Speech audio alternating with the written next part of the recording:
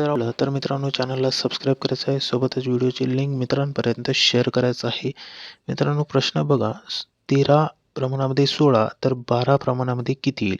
असा प्रश्न जर परीक्षेत विचारलं तर सेकंदात उत्तर कसे काढायचे बघा. ट्रिकनुसार या ठिकाणी 13 हे लिहून घेतलं, 13चे 16 कसे होईल बघा. आता या ठिकाणी 13चा गुणाकार 2 सोबत केला तर 26 येणार, पाहिजे 16. मग सरळ आपण 13 या संख्येचा वर्ग घेऊ. किती येईल? 13 या संख्येचा वर्ग 169. आता या पूर्ण अंकाची करायची बेरीज. 1 आहे लिहून घेतलं बेरीजमध्ये, 6 आहे लिहून घेतलं बेरजेत, त्याच्यानंतर 9 आहे बेरजेमध्ये लिहून घेतले.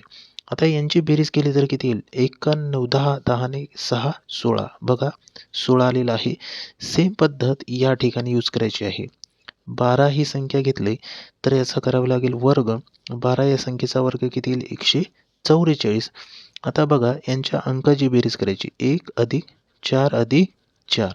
आता यांची करणार बेरीज. 4 आणि 4 8, 8 आणि 1 9. 9 ऑप्शनमध्ये आहे का? ऑप्शन सी मध्ये आहे बघा.